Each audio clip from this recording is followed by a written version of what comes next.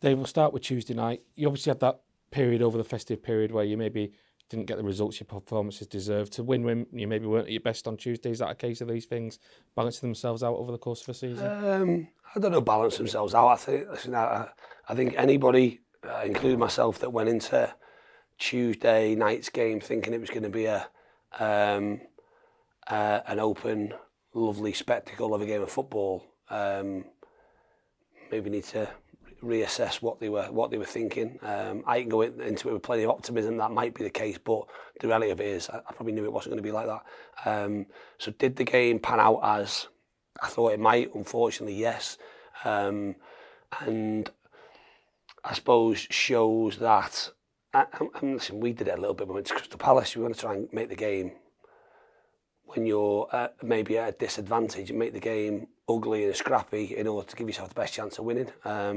It's then, I suppose, the team that are the favourites or in a different position or stronger to go and try and affect that with what they do. So it was always going to be tough. And I suppose you're then waiting for the points again, similar with us at Crystal Palace, as to when the team that are playing like that all of a sudden loosen the shackles a little bit and have a go.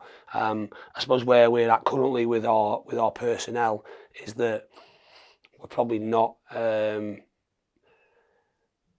set up or have the setup available to be able to just counteract people playing with direct play by dealing with that direct play. We've got to use what we've got on the pitch to try and affect that in a different way. That was probably the disappointing bit for me, is that we didn't do that well enough. But again, I probably envisaged that would be what the game looked like. And as you say, we've got 3 points and move on. You've spoken a lot about wanting more control from your players, particularly in the latter stages of games. Is that almost on the players to figure out for themselves in terms of the decision making on the pitch? It's sounding sort of advocating responsibility. It's all about the decisions they make, because you've have seen it in parts of games this season that we've done it well, and they know all the answers. So we worked really hard through pre-season at the start of the season, going through what we need to do in certain areas of the pitch and where we can have that control. Unfortunately, the easiest thing to do when you may be under a bit of pressure is be safe.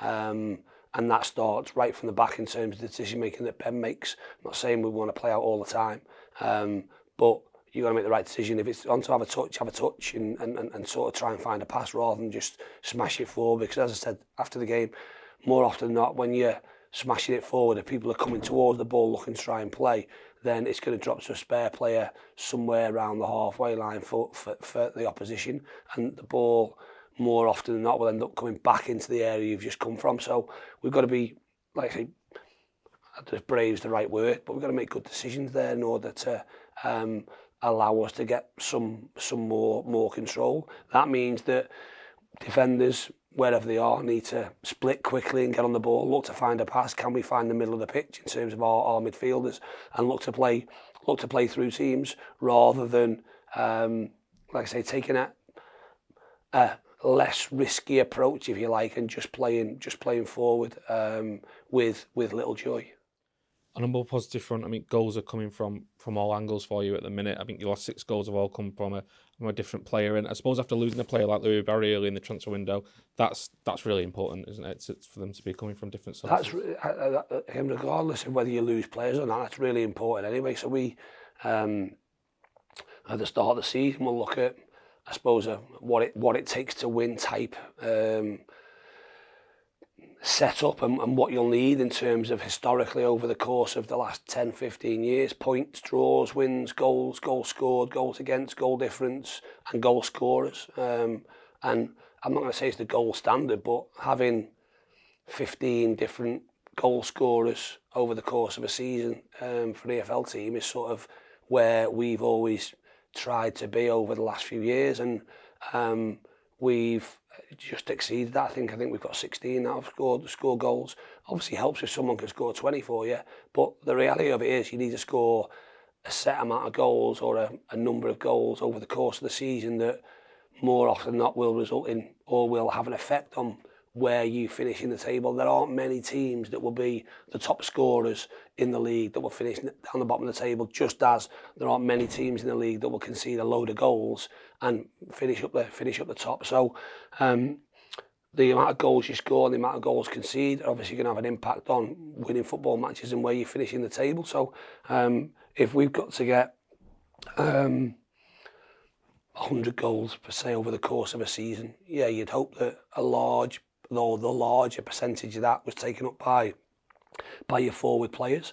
But everybody needs to chip in. We've seen the importance and know the importance of set pieces. We're playing in a league that people will think League Two is very transitional and set piece based. Well, statistically, League One last season had more set piece goals than what League Two did.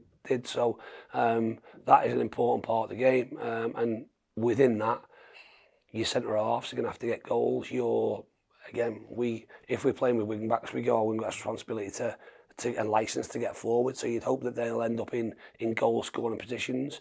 Not natural for them, but I think as an aim across the board, if everybody can contribute in not just goals, in goal involvements, then we'll give ourselves a chance of being at the right end of the table. Lots of praise for Ethan Pye and Callum Connolly lately, understandably so, but just wanted to ask you about the other man in the back three, because I know you were delighted to get Noyley back from injury, not just because of his versatility, but I suppose because of his understanding of that role and what you require from them, and he's settled back in very quickly. Yeah, the back 3, 4, 5, 6, whatever you want to call it, has been settled over recent weeks, and we've. Again, it does give us flexibility around what we can do in different games with the same personnel, which is good. That doesn't mean that we are a little bit stretched and a little bit short, and that's again not something that's lost on anybody. So we will look to strengthen that area, but at the moment they're in a good place. The concern and the only really concern is that the both with Maka and Noyley down that side, who've combined really, really well, are both coming back still from long-term injuries. I think you've seen in the last couple of games we've had to take Noyley off as the game sort of, I wouldn't say pieces out, but gets towards the end of it, because he's been out for a long time and he's having to play repetitive games of football at this level, which is tough. We'll get to a point over the next few weeks where I think we've got maybe 2 Tuesday games remaining, and then things will turn Saturday to Saturday, which from a management point of view will be easier to control. But until we get to that point, we need them to, like I say, we need them to keep going. And I don't see that being an issue to not just either of them, all of the back line really. Are there any fresh injury concerns off the back of Saturday, Tuesday? We've got, a couple. I'm not going to divulge too much. There'll be one's got a bit of a niggle. Again, just with where we sit at the moment, we're not in a position with the numbers we've got in, and we hope that. We don't hope, that'll definitely change over the coming days. But we can't afford and won't risk anybody that might be able to play one game, but the risk will be they missed sort of 3, 4, 5 games. Listen, we're not bad by any stretch. We haven't got anything significant that has changed from Tuesday. But I suppose when you go with a similar team on the Saturday, Tuesday, there's always the risk, and we've got to look at what we do coming into this game, because one thing's for certain when you go to Leyton Orient is you need to be able to match their tempo and match the running that they do, and it's a game that matches up really for what we try and do, but we've got to make sure the bodies we've got on the pitch are able to do that for the full 90 minutes. January's notoriously never an easy transfer window. Clubs obviously aren't too minded to let players leave halfway through the season. Has it been a frustrating window for you so far in terms of what you've wanted to do and what you've been able to do?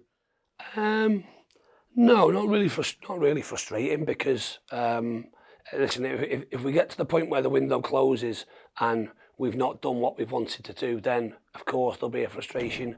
But we're in a situation and where, as with everything, deals are more or less done, and then deals can change in a flick, because whether it's an injury, whether it's another player that another team are looking to bring in that doesn't quite happen on time, that then means they don't let a player out. So there's all them things. So we're further down the domino effect, if you like. Things need to fall into place before we get the opportunity to get our targets in. But there's still, for us, the targets that we were after at the start of January, and in some instances prior to that, are still there, and we hope to get those deals done. It's not, and we've been patient with that. And I'd rather be patient and get the right ones in than move away from them. Us go and get somebody that might be a choice that's further down our list, and then all of a sudden, when you get to Sunday and Monday, the ones that we really did want are still available and go out to somewhere else. So we'll make sure that we've got the bodies in that cover us. We're still really hopeful on at least 2, and potentially more than that, that will make us stronger. And if those ones fall away right at the very last minute, then we've got, I suppose, contingencies in place to make sure we're covered. The big thing for us is making sure, like I say, within this window, as much as you want to add depth, you want to add quality, and we want to add players that are going to challenge for starting places. We're a little bit, like I say, we're a little bit short at the moment, but that will change over the coming weeks. And if we can get some help right at the back end of this window, which I think we will, then I'm comfortable where we're at. Looking ahead to Saturday, then a big test, of course. You look at the form that they're in right now, but you must relish the opportunity to take points off a direct opponent. Yeah, every game's an opportunity, just as Leyton Orient will see it as an opportunity because they're at home against the team that's above them in the table. We'll see it as an opportunity, so that doesn't change. Yeah, they're in a great run of form, and they've won 9, drawn 2 of the last 11, so we know it'll be a tough game. But as with every game in this division, how you perform on the day ultimately will dictate how close you can go to winning a game. So we'll go there and be positive around what we want to do. We'll know we'll have to be good, and we'll have to deal with their threats, but ultimately we want to go and cause them problems as well. So looking forward to it. Like I say, it'll be a good challenge, and one that, like I say, we are up for, and we'll go there and hopefully put a good showing of ourselves, and ultimately cause them problems to try and win the game.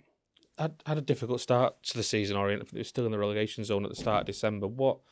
What's clicked for them, do you think, to go on the run that they've gone on since? I don't know, because I've not watched loads and loads of them over the period. But once you build up momentum, that can have a real impact on what you do. They've had some consistency around their team selection. I think early on,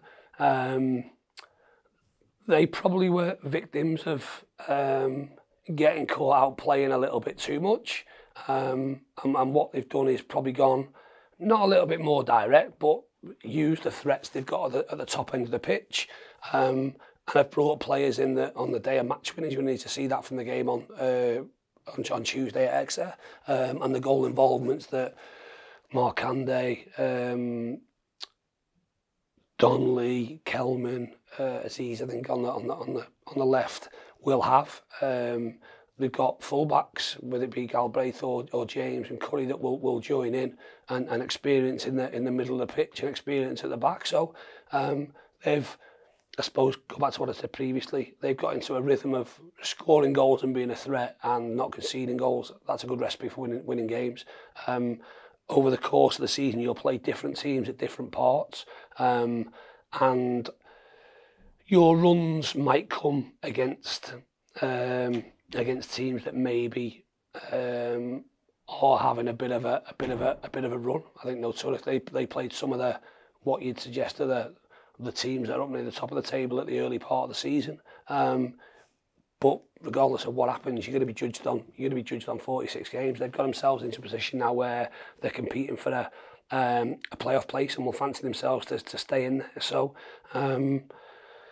that with it's in itself brings a challenge. But we've also done that and got ourselves in the mix, and we want to stay in there as long as possible. Appreciate your time, Dave. Thank you. You're welcome. Cheers. Thank you.